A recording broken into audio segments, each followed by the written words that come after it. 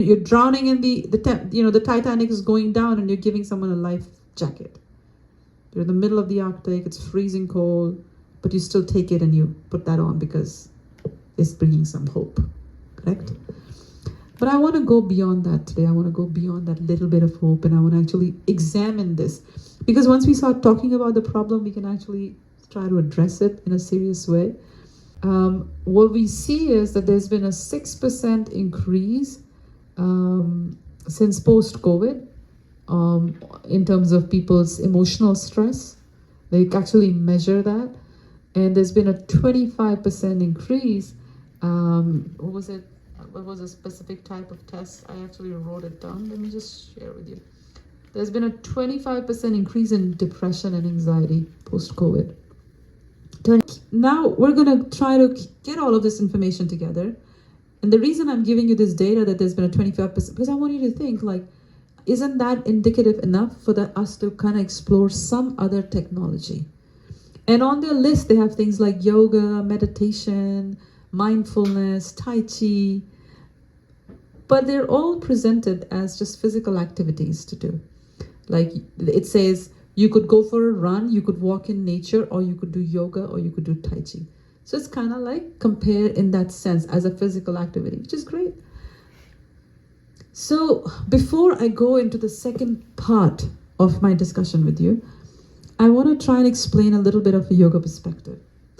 So I say, I see you. You're wearing black pants and you're wearing a beige shirt. I hope I have the colors right, but it's blue, black, something. But something like that, right? Would that be a complete introduction of you? No, right? Because you're not your pants and shirt, right? Then I'll say, now you're wearing earrings too. But that's what you're wearing, that's not you. So there is different levels on which you exist. And then someone might say, oh, you're a girl, you're a boy, you're this, you're that, something like that.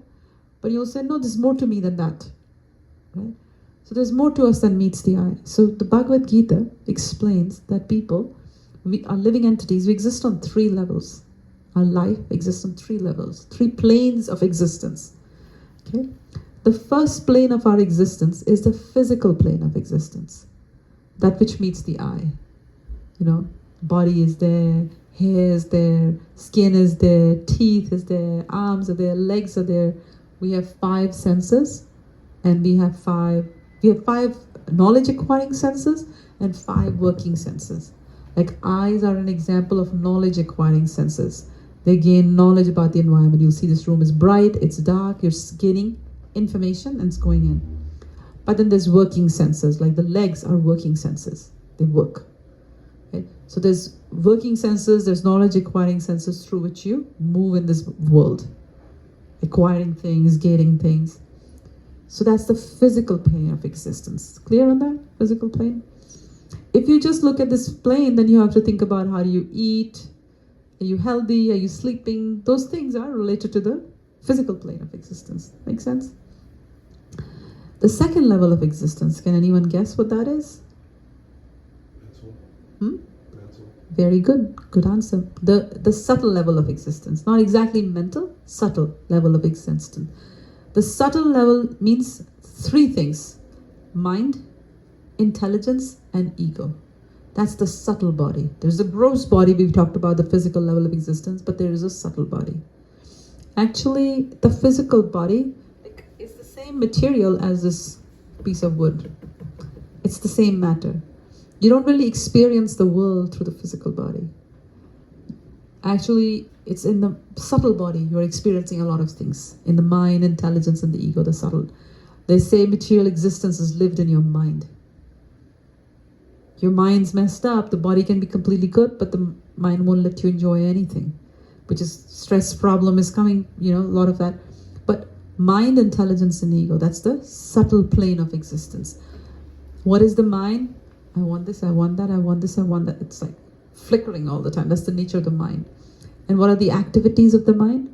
Thinking, feeling, and willing. I think like this. I am feeling upset. I want to do this. Thinking, feeling, willing. These are activities of the mind. With the body, we can easily tell, that's your toe. A little child can say, that's my nose, that's my ear. And with my ears, I listen, with my foot, I walk, but we don't know much about the activities of the mind. So thinking, feeling, and willings. Yoga science, when you start to go there, it gives you a very clear anatomy of the subtle body too. Intelligence, the ability to discern, specifically speaking, the ability to see matter as separate from spirit. But ability to discern, so you go to a shop, you have love 6 dresses there or 6 pants or whatever, and you only have $10 in your pocket. So you have to choose what you can get, right? So you make a quick assessment. Well, I'll get these pants, they're $2 and they'll do for me, and let me buy the rest next month. So that ability to discriminate, that's the rationalize, that's the intelligence. And what's the ego? I am the controller, I am the enjoyer. Ishvaraham aham bhogi. I'm going to control my life, other people's lives, and by managing control, I behave like this in a relationship, you behave like this, da da da da. We will enjoy this sense of I am like this false identity. It's false ego. It's a false identity that I am the body, the mind, and all these people who are related to me, I control what goes on. This false ego. So you have a false sense of identity. These 3 together form your subtle body. So there's a lot going on there. Just the definition is so complicated. And see, you move your hand consciously, but the subtle body, you have no idea how to control it, do you? We don't learn the science of that. We learn the science of physical activity. We don't learn the science of, but you've seen videos of monks bending spoons or levitating and things like that, right? Walking on water and things like that. We have no idea. We have no clue how to control the subtle body. Right? The best we know is, if you're determined, you can do whatever you want. What is that? What's that saying? That in your mind, if you make up your mind, you can do whatever you want. It's like tapping into this little bit of subtle body energy. It's not big. It's not even an entry level subtle body power. Subtle body. There's a whole science of the powers of the subtle body. So we're not going there, but I'm just giving you a glimpse so you understand that there's a whole level of existence that we have that we don't dwell that much into. So by now you must be thinking maybe this is it, right? The gross body and the subtle body. But there's more. There is another level to our existence. Much deeper, much more subtle than the subtle body. What do you think that is?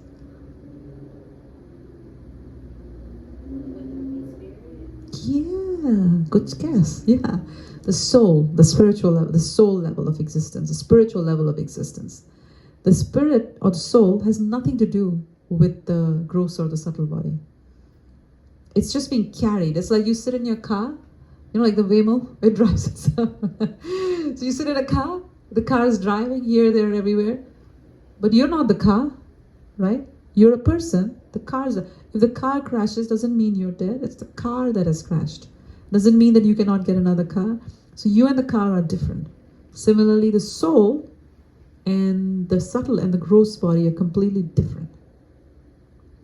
The gross body cannot exist without the soul and the subtle body, but the subtle body can exist without the gross body. That's what's called a ghost. Its subtle body can exist without the gross body. Disembodied beings, it's called, right? Similarly, the soul can exist without the other 2. So there is a level of existence. Now, remember when I said with the gross body, we can tell you can tell me this is my ears, this is my nose, here's what I do with different parts of my body, right? But when it comes to the subtle body, you can't really clearly tell what the distinctions are. And if I asked you to write down, you can't write pages and pages about the activities you can do with your subtle body. And then when we come to the soul, almost nobody knows anything about it. Other than, I have soul, which in itself is a fundamentally wrong statement, because you don't have a soul, you are the soul, you have a body. Right? But that's the best we get. Or we've read a little bit about it. I believe in the soul, something like that. But if you are the soul, what are the activities of the soul? Zero idea. Zero idea about spiritual activities. So, as we deal with stress, let's try to analyze that at what level of our existence are the methods that are being prescribed to us dealing with stress. Right? It's important to map this, because then you'll see clearly that, we're not dealing with stress in a proper way. So So if you take all the methods we said, most of them will fall within the physical. Sleeping, correct?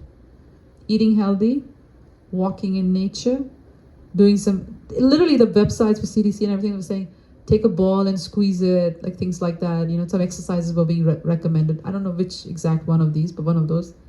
So relaxation techniques, physical body. What else? What else was there that we discussed? For a physical body? No, what else would, like we were discussing their methods that they were saying, right? Yeah, like meditation, yoga, tai chi. See, most of these are in the physical, they're dealing with the physical body. Maybe a little bit with the subtle body when we say meditation, depending on our idea of meditation, right? Sometimes people's idea of meditation is you're just going for a walk in nature, or we're going to watch the water or something. It's relaxing. Most of the methods of solutions being prescribed are in the physical body activity. The only one that even touches the subtle body is maybe meditation, a little bit. And the other challenge with these methods, there's nothing on the soul level. I mean, the best they said, one between all of them was attend community groups and faith-based organizations. What does that give you? Nothing much, right? That's very general. Because we have to be politically correct. But the problem is, problems of life are not solved by being politically correct. Someone needs to wake you up when you're sleeping. And sometimes waking up is a difficult job. So guru, that personality who can speak the truth to you, is not always pleasing you, right? If he's worried about being politically correct and whether you will hold back his employment and all of that stuff, that personality cannot speak the truth to you. This is why the Vedic system is tadvidi pranipatena pariprashnena sevya updekshanti te gyanam jnaninam tattvadarshana. You approach a spiritual master and you humbly serve them and you inquire from them. Because they have seen the reality, they can tell it to you. And that's one of the things, I know some of us were reading on, like a few days ago, right? Reg, you were reading. And I was saying, like, the Bhagavad Gita, the one thing that I like really a lot about it, is it's so direct. It's not trying to please you at all. You will read so much out there that you'll find jarring, like, what? No, I don't agree. But if someone's trying to be honest with you, clear with you, they have to help you see what we're seeing is not right. Right? Because if someone's just furthering the belief that everything is good, they're probably not giving you the complete picture. So anyways, coming back, again, I keep coming back to the main focus that I had. So one, that the list is not complete. Two, it is not clear. Like for example, I'll give you one example because I was thinking about it. Eat healthy. This could mean many things to many people. Isn't it? When if I say eat healthy and I ask you all to give you all a piece of paper and ask you to write down what eat healthy means to you, do you think you'll all come up with the same list? Totally different list. So how are you supposed to take an instruction so vague? Eat healthy. You get a person nutritionist who will recommend it to you. If you could afford a nutritionist, why would you be trying to deal with this problem, right? So anyways, I will give you a yoga perspective. Yoga perspective, human life begins in terms of eatings from no meat eating, no animal product intake. And there cannot be any peace if you're eating dead animals. You can't be peaceful if you're doing that. Because you're inflicting pain on somebody, which is not completely necessary. And now you're thinking, but you said energy, right? You're inflicting that pain energy and you're taking, that energy is going to come into your body when you eat it. But no one's talking about it because it's not, you're choosing to ignore it and find a solution. So it's vague. And I can tell you as an engineer, with vague instructions, you can't build anything. Like I remember in school, we had to build circuits. You have to make an assumption. You have to make some of them. It's going to create this much voltage. It's going to create this much. You need this much. You have to make some assumptions. Vague instructions. Imagine if you had a product, Tamara, that you need to use on a person, and there's no instructions on it. Whether you're supposed to use 2 drops, 20 drops, it could lead to a problem, isn't it? Right? You're giving. It's not just engineering. Any field, you need clarity. But what do you do with something that you're dealing with extreme stress and the answer is eat healthy? That doesn't tell you anything. So we need precise, clear information. But are we willing to hear it? Information is available, but maybe to some extent we're responsible for our stress because we're not willing to hear it. We're not willing. So there's just so much a teacher can tell you. It depends on your ability to hear.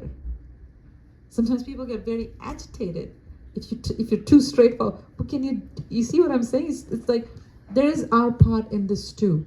We can't just blame the world. We've got to see our own part in it too. We have become addicted to this lifestyle which is very stressful. We're choosing not to see it as stressful. It's not very hard to see it's a dysfunctional lifestyle. But we're choosing not to see it because we don't want to change it. I was building this whole ground to kind of prepare us that we need a more comprehensive answer. And in the Bhagavad Gita, Krishna says this very important verse. He says, Nasti bhaddhir ayuktasya, nacha yuktasya bhavana, abhavatyo kuto shanti, ashantasya kuto sukham. I'll break it up. Nasti buddhir ayuktasya. One who is not connected. Yukta means connection, regulation, connection with the Supreme. One who is not connected with the Supreme, na asti buddhi, cannot have steady intelligence. And think about this in a very deep, because I think about it all the time. Like, why can you not have steady intelligence? Because you're trying to find some stable ground. Like, this is your house. I walk into your house. I'm picking things up here, but I refuse to acknowledge that you're the owner of this house. So I'm going to act weird, jittery, run in, run out. I'm not going to be comfortable, right? So this world, everything that we came into this world, everything for our needs was already there. Somebody kept it there. Somebody made, this is common sense, irrespective of your religion or the lack of it, whatever. It's common sense. Everything we need. We get thirsty, there is water. We get hungry, there is food in nature. Everything we need is provided for. And if we need something in our life, we have to work so hard for it. I like to paint. And I had to paint a fall sky. Like, there's so many shades of yellow. And it took me so many days to try and complete it. And every day the sky changes so many colors. It's changing so automatically. It's explained, Parasis Chaktir Vividhe Visriyate. This Supreme Lord has infinite energies and they're automatically working. So, when you're not connected with the Supreme, your intelligence is not steady because you're trying to find something else. And whatever you find is temporary. So your mind's, either you find something and then it will go away because it's temporary, or you won't find anything. Either way, your mind's not, you can't have a steady intelligence.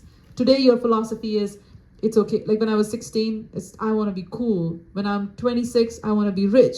When I'm 36, I want to be something else. Our philosophy in life is constantly changing. When you're 2, it's completely different, you see? So then, nacha yuktasya bhavana. Bhavana means you cannot have a steady mind. Your emotions, your bhavana, you can't have a steady mind if you don't have a steady intelligence.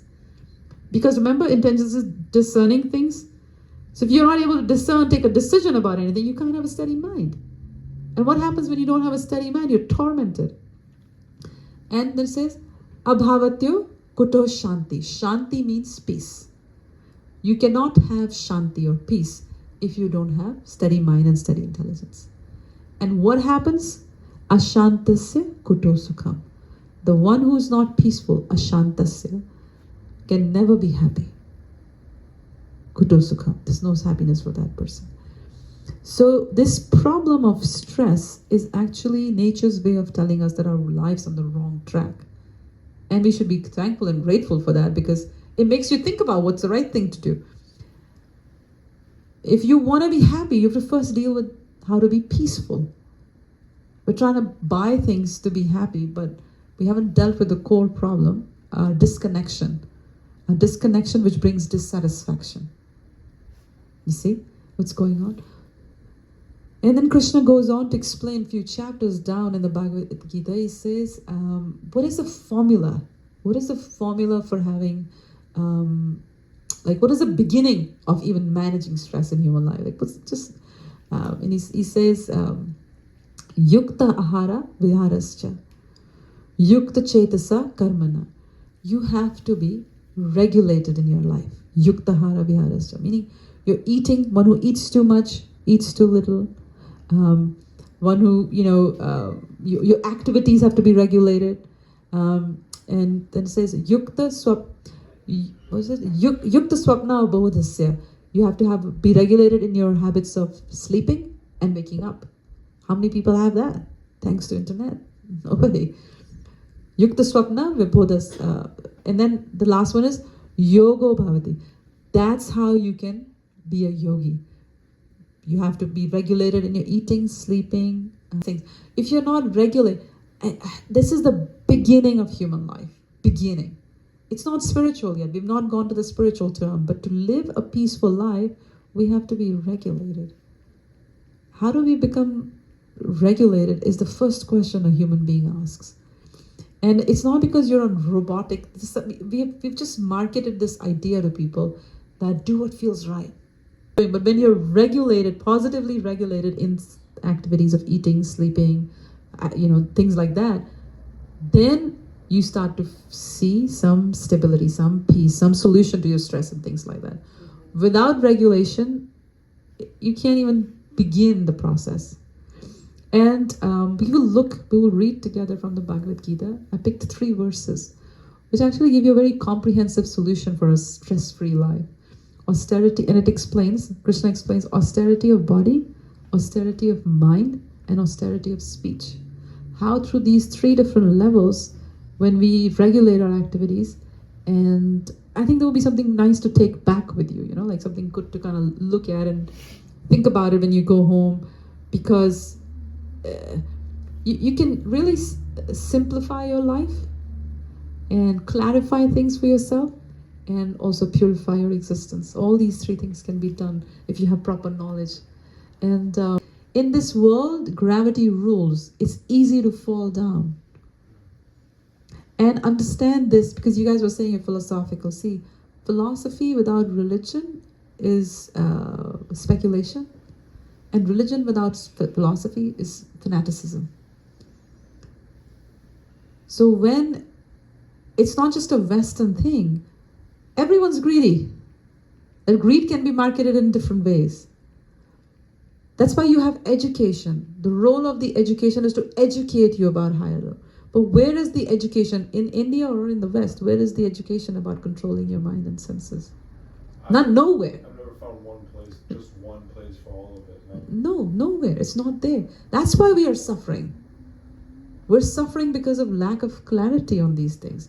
And even if, and what's happening is not just that you're stressed out, but, by pursuing our senses like we are crazy, it's kind of like an addiction. We're losing our intelligence by that.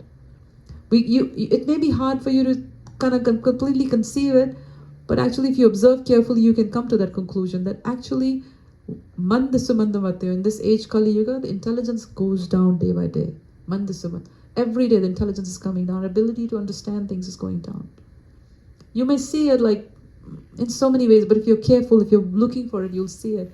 But intelligence is being wasted. Say you binge watch something for like 10 hours or something like that. Or do you feel a little bit like mind can't process things really quickly? They're actually doing brain scans for things like that. But actually the Bhagavad Gita explains that. When you're unregulated, one of the biggest losses, you start to lose your intelligence. Not only do you lose your time, which you can never get back, but you also lose your intelligence, your ability to perceive things. Human life comes with very fine intelligence that allows us to see that we're trapped. Dogs and cats can't see that. We're trapped in this world, but we can get out of it. So that kind of subtle intelligence, that ability to perceive things, the philosophical bent to find you guys. I came up with a model. Again, this is not, I'm not saying it's a comprehensive model, but I called it the Empress model, because you can call it whatever else you want, but I call it the Empress model because I was thinking it will help you be the sovereign, the ruler of your inner world. And I wrote it down actually. So number 1, about me, like, is is life like gonna be about making me to be something, or inventing me to be something, or discovering?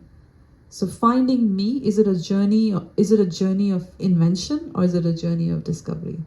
We might be living our life in a way that I'm going to invent my profile online, I'm going to reinvent my personality, reinvent my wardrobe. But really, is self-discovery a matter of invention or discovery? And as you think about it, if you are an invention, you can go at it, I'll figure my own way out. But if it's discovery, then you need to find out how to discover. Then you need someone to tell you about it. That means the knowledge exists. There's a lot of implications in the word discovery. So that's number one. Number two, I wrote down, is life, a lot of our stress in life is coming from the struggle for power. And because of the struggle for power, our life becomes a powerful struggle. Because the servant's trying to be the master. This is the rat race of material existence. Real power comes from empowerment. And the process for that empowerment is tapasya, yoga, controlling of mind and senses, and worship the Supreme. The power is already existing. The Supreme's already all powerful. Power is already existing. The most powerful is also existing. But we're trying to create our own power, like a little kid trying to create like a sandwich with pieces of wood painted as bread, and a tomato painted as bread, but it's all just wood. You can't eat that. So it's like, we're trying to create power like that, but the power is already existing.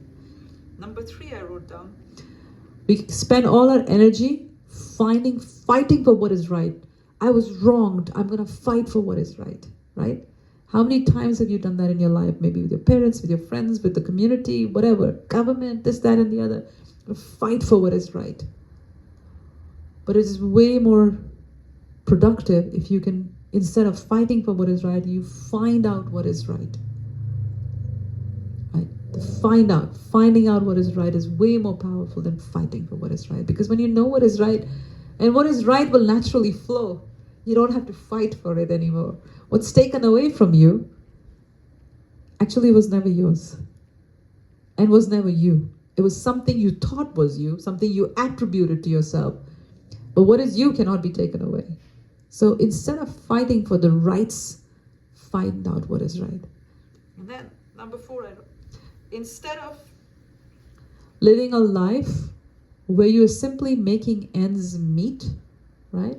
Just making ends meet, most of us can relate to that. Better we meet the end of our life on our own terms and conditions, consciously.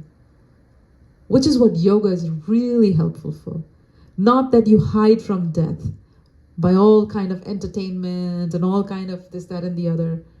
But why not use life as a preparation for that final moment of continuity? I hate to see it as a moment of end, final moment of continuity in this life, as you see it. So, yeah, like just quit living like I'm just going to make ends meet.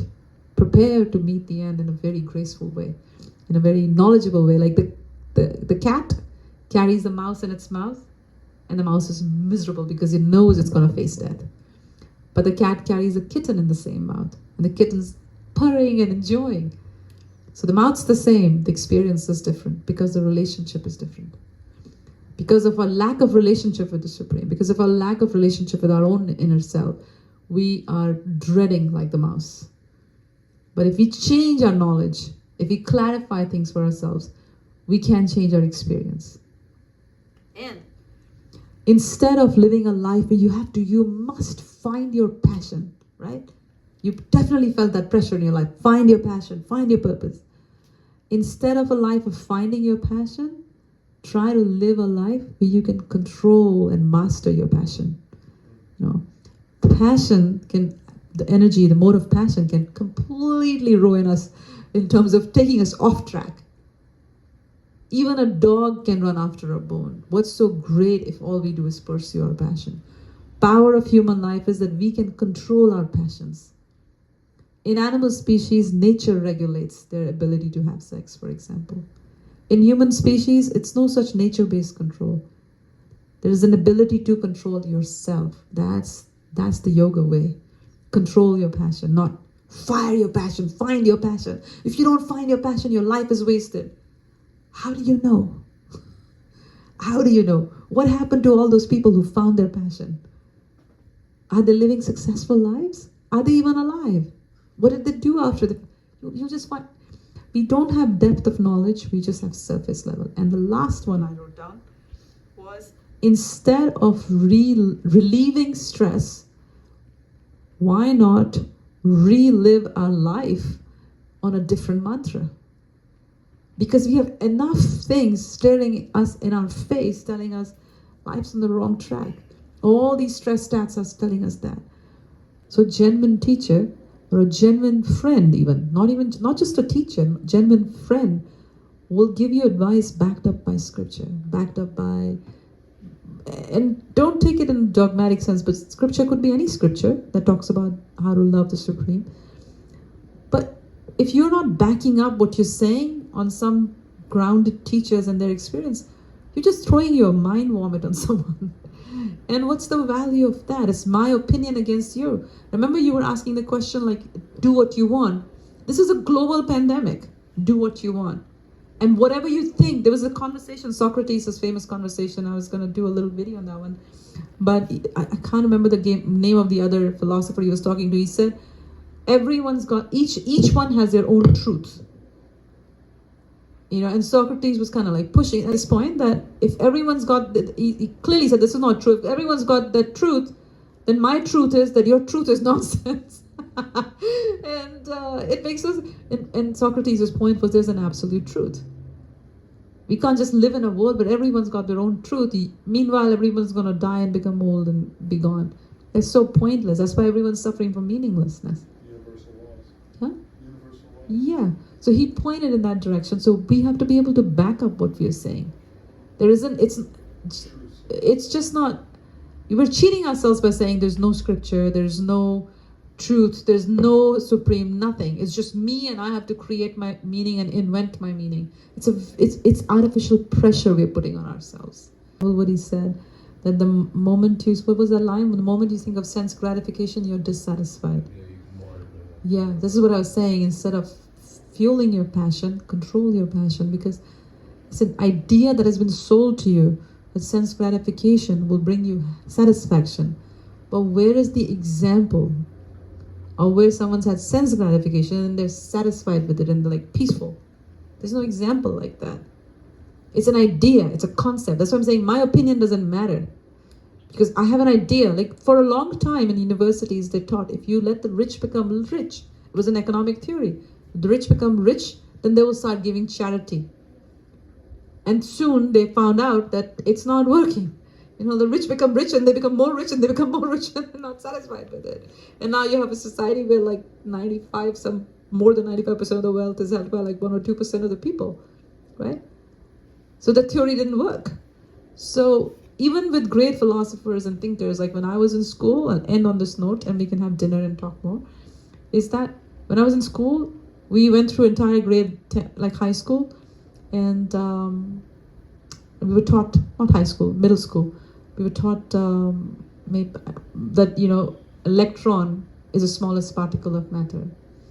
And then before our high school exams, like literally a few weeks before, we all got a pamphlet, a tiny pamphlet that said it's not electron, it's electrino, a new particle has been discovered. So our syllabus was updated with that. I hope I remember this correctly, but 2-3 pages. But nobody talked about what the impact of this on all my beliefs was.